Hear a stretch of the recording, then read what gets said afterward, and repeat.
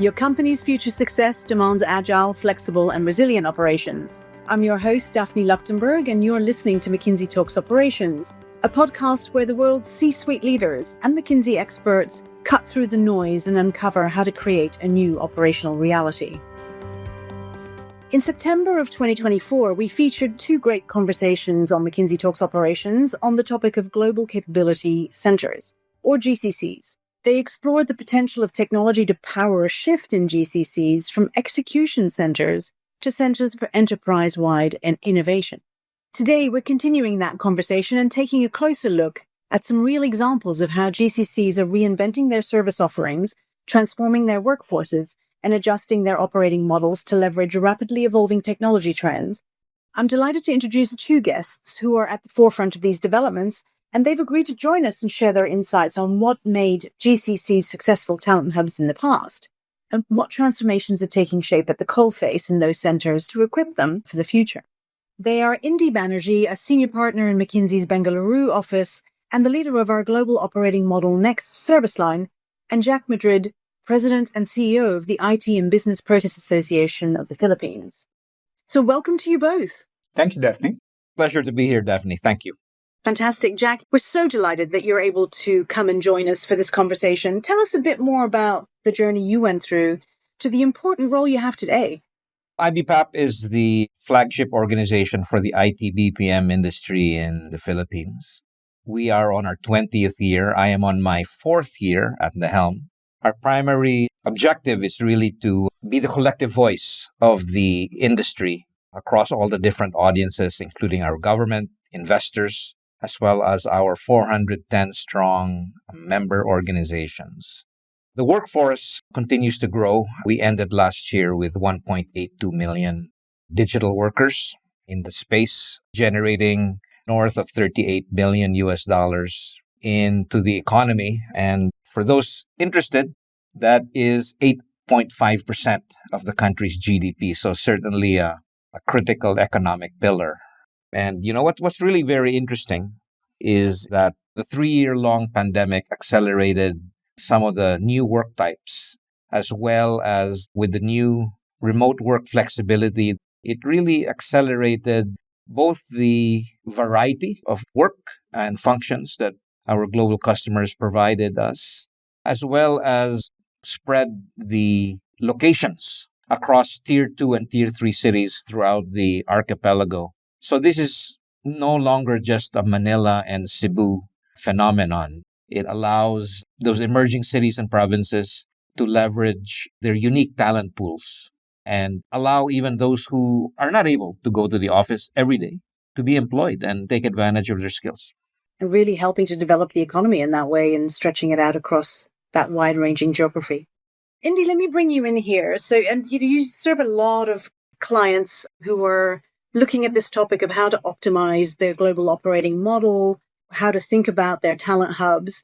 Can you share some perspectives on kind of the evolution that you see is now required in the GCC ecosystems for them to stay competitive and relevant to the organizations they serve?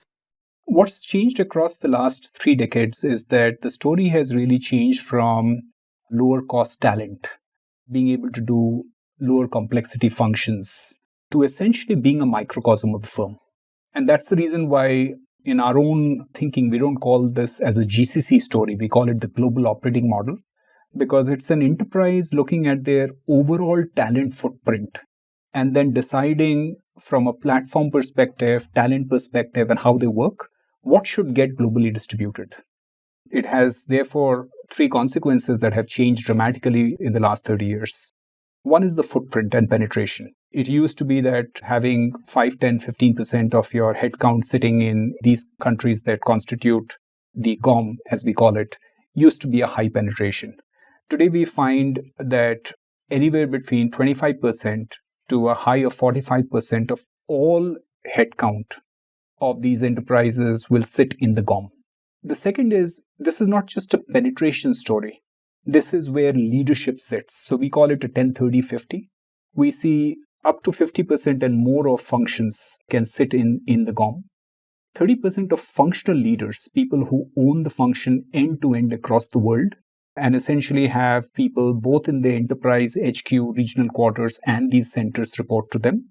But what's really provocative is 10% of the CEO minus one or CEO minus two roles are now beginning to sit in the GOM.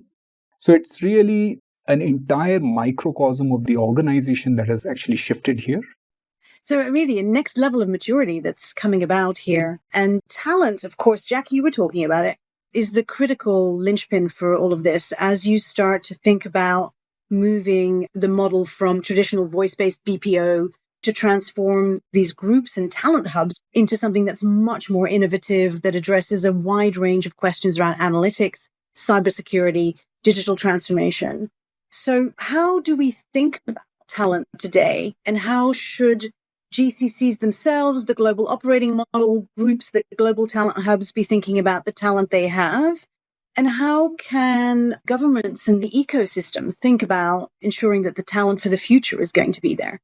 That's a really important question, Daphne. I want to echo what Indy said, that the very definition of GCCs have gone far beyond cost arbitrage towards more value creation.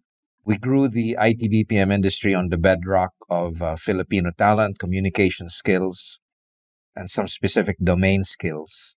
And I think we need to play to our strength and leverage on those skills and really hone in on very specific domain skills, because the future of work and the continued momentum of GCCs, if we want to grow the Philippines beyond where it is today and try to emulate some of the success of India, will really depend on how successful we are in upskilling and right-skilling the workforce. And I see it very much at the intersection of domain skills and technology. I think that's where we will need to play. And I think that will involve the commitment of all the stakeholders, and it will involve the academe. Curriculum will need to be strengthened, updated, and accordingly. And so our stakeholders in government also have to play their part. Indy, and anything from your side when it comes to growing talent, both addressing talent needs today and how workforces need to pivot their skills, and then making sure that we're growing the new skills from the bottom up? So we tend to see this there are three vectors, if you may. The first is, while multiple countries that sit in the GOM, we're talking India, Philippines right now, but it's India, Philippines, Mexico, Poland, Costa Rica, a very, very broad base of countries that contribute to the GOM.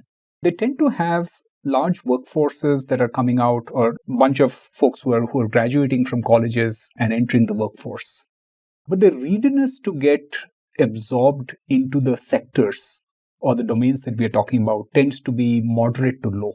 What you tend to find is in many of these setups, the conversion from 100 people who apply, you might have anywhere between 4 to 6% that are actually ready for employment. So I think there's this first piece where you go back and say, if you're coming out, the big domains or the big sectors that are recruiting into this, how fit for purpose are you? But there's a huge opportunity for companies, the government, and academia to actually collaborate.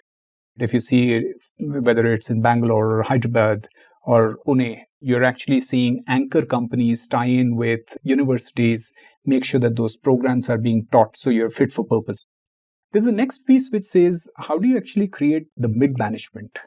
People who provide oversight for folks. The average workforce in the GCs is about 28 years old. You're looking for, very often you're on your first job or your second, and therefore the role of the manager as an SME, as someone who is a team leader, who is someone who is actually building careers, becomes very, very critical. And how structured can you be to be able to do that is really one of the rate limiters of how fast can you grow. But a very interesting one, Daphne, is top leadership.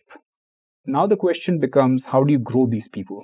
How do you, very simply put it, the opportunity is to have managing directors. One of the banks we're working with, you've basically gone back and identified an opportunity to have as much as 117 managing directors to be based out of the GOM. The question is, you just can't reach out and recruit a managing director for a bank off the cuff. So the real question is, how do you grow them internally? How do you create the ecosystem around it? To create an MD who is truly a global MD. This is not a people leader. This is a functional leader who has the depth and breadth to be able to operate not just in India or Philippines, but in a London or a New York or Zurich seamlessly. How can the GOM, the global operating model, also integrate more closely with the core business as well? And where culture, skills, values, purpose is absolutely shared right across the enterprise, right? Very much. And therefore, one of the pieces, I think a couple of years back, I'd like to lightly say that we had upset quite a few people because we got up in one of the industry meets and we started the presentation by saying the death of the GCCs.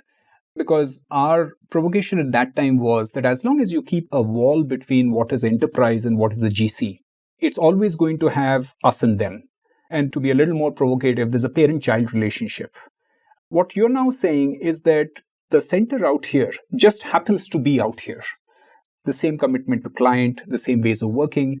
And what's hard in that, Daphne, is if you kind of think about it, the enterprise headquarters have had 30 years to 100 years to come up to there. They have very established systems of being able to apprentice and teach and bring out not the hard skills, but the soft elements of it. How do you build this out in units that are anywhere between, at one end, 20 years, but at the other end, 2 to 3 years is the real question. Well, and it also requires the investment from the leadership in the enterprise, which is where typically they haven't thought about investing in the time, resources, the communications to build that up. Jack, you were saying you have more than 400 members in your association.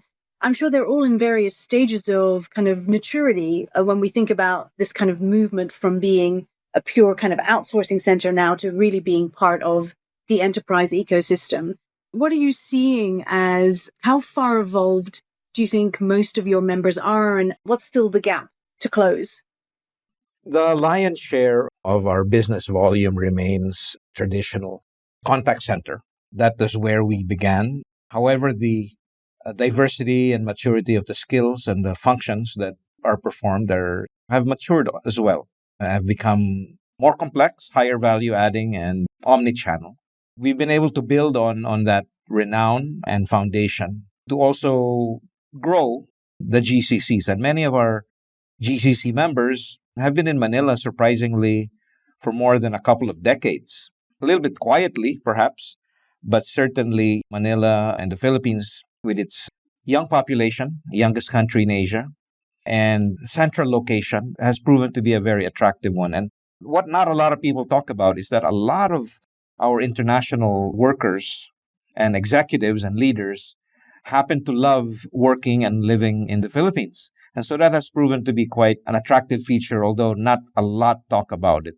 But to answer your question, the foundation has been there for quite some time, and we're increasingly seeing more traction in specific sectors, banking, financial services being one, and healthcare being all the other. And the healthcare sector is an emerging powerhouse for the Philippines, not just because of our nurses, the country being the second largest supplier of U.S. registered nurses, but certainly has matured far beyond medical transcription, which is where we began 20 plus years ago. So we now do all aspects of healthcare, from revenue cycle management to care management and functions like pharmacovigilance.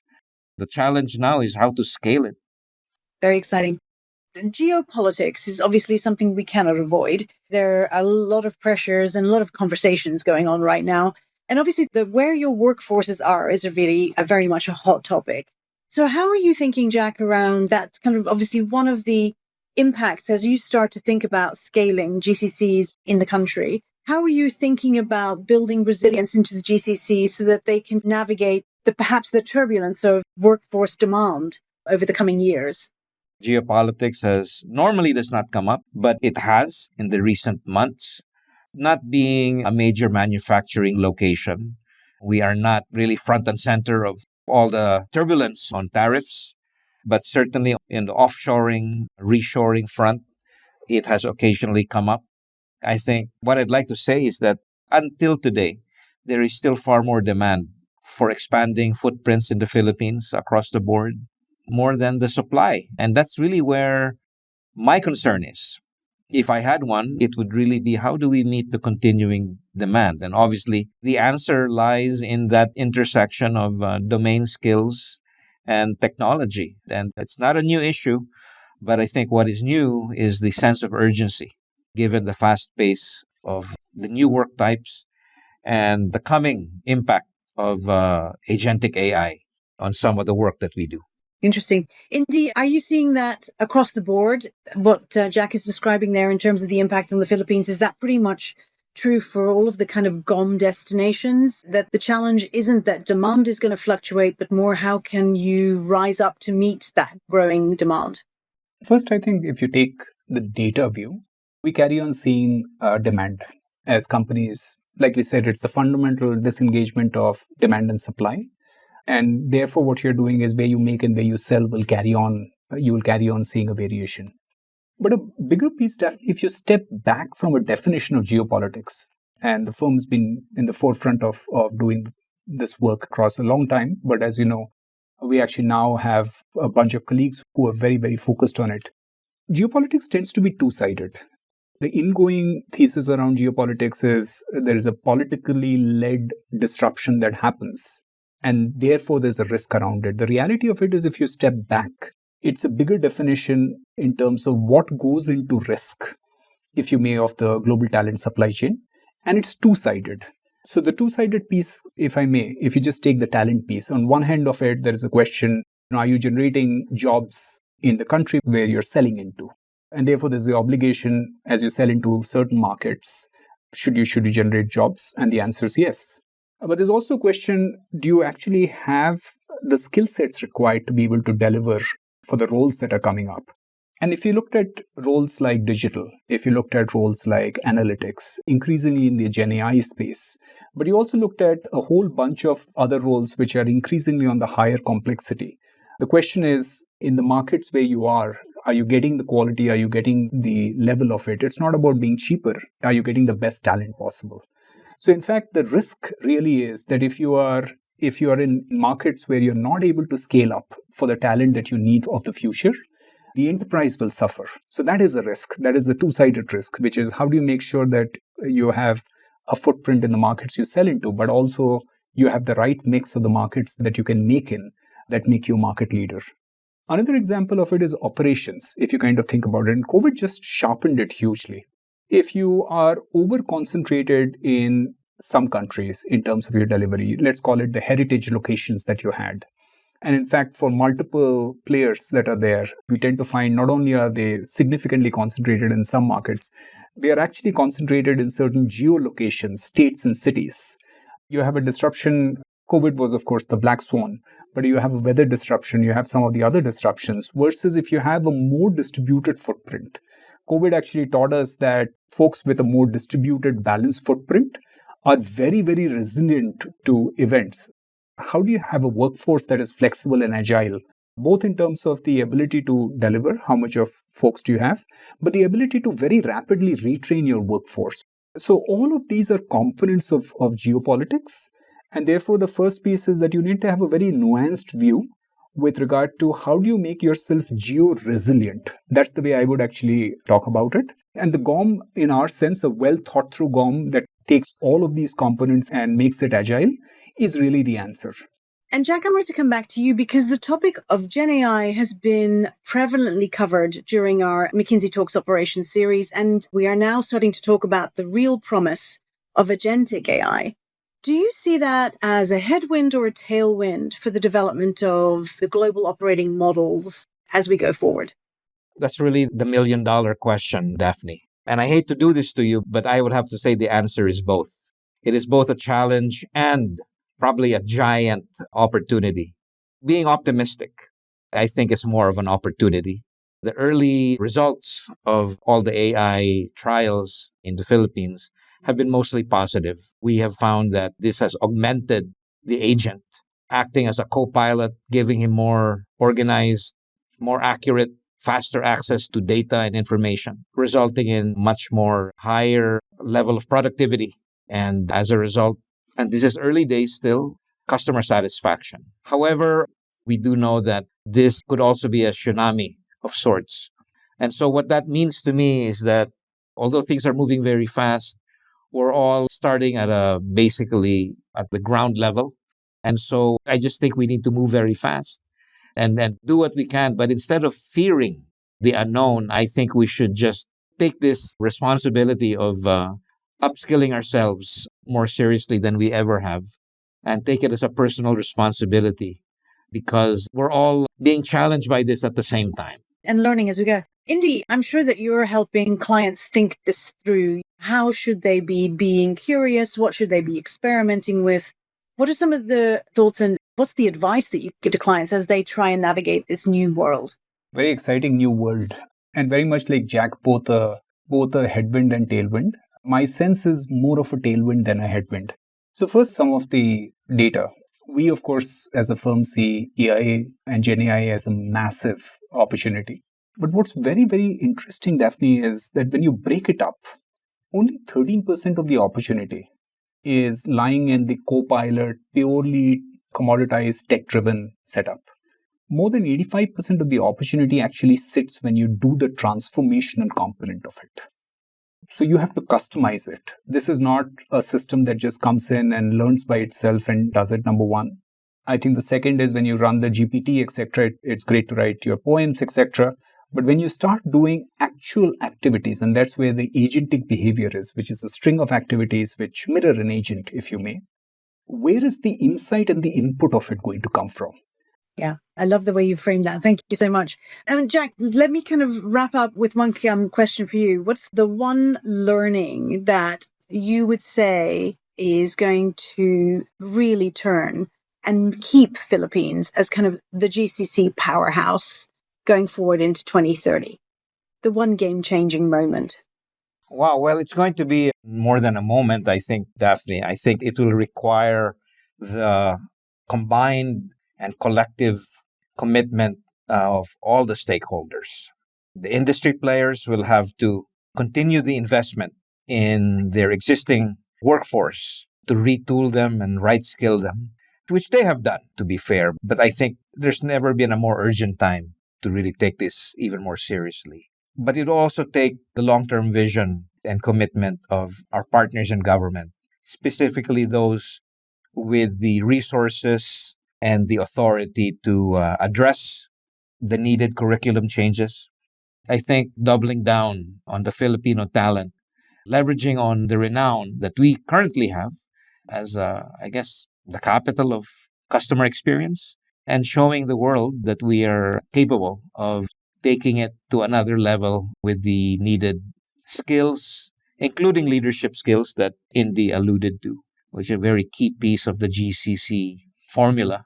And I do believe it is possible, but it will really take the collective commitment of all those players. Yeah, very good. So, and you really listening to you both, it feels like there's lots of opportunity, this kind of evolution to the global operating model next. The huge opportunity, which will also make enterprises, I love that phrase, Indy, that you introduced them, geo-resilient, which I think is just the key benefit for organizations and the potential, therefore, also to build the prosperity of local countries. It feels like a positive story.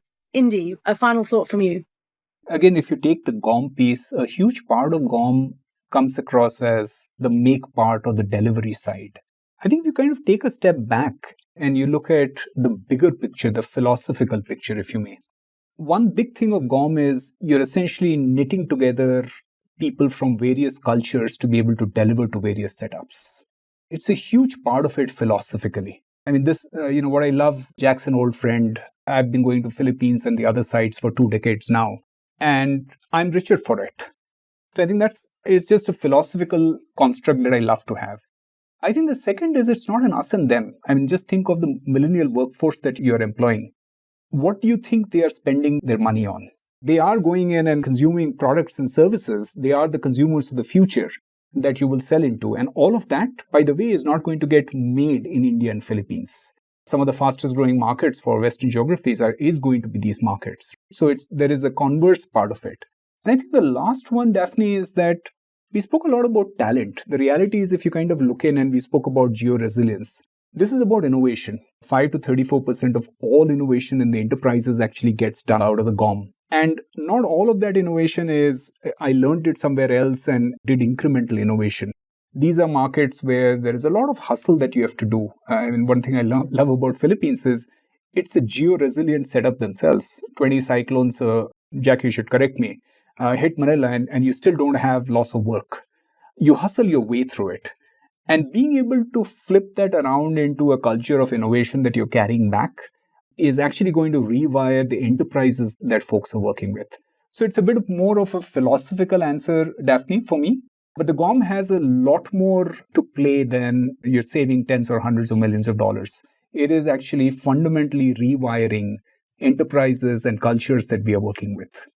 That's a nice way of putting it. And Jack, you're at the forefront of this in your role. You've been in your role for 4 years. You have a seminal opportunity, really, to help shape this for the Philippines. Yes, I think the next few years are going to be absolutely pivotal. I just have to agree 110% with Indy's last concluding comments there. This GOM model really, has been made possible by not just technology, but also by the new work flexibility that we now all have. And I really think it has, what Indy was saying, it's no longer us and them. What I'd like to comment on that is really represents a democratization of all work. And talent is the currency that we bring to it. So it's really not just cost anymore. In fact, it's gone well beyond cost. So it's exciting. It's going to be very pivotal to see how this pans out. What a wonderful place to finish this conversation. Thank you both so much. Indy, thank you for being with me, and Jack as well. Fantastic to see the evolution and how this is going to be shaped going forward. And hopefully we will have you back in some months and you can tell us about the latest developments. Thank you for joining. Thank you so much. Thank you, Daphne. You've been listening to McKinsey Talks Operations with me, Daphne Luchtenberg. If you like what you heard, subscribe and stay tuned. Another great episode starts now.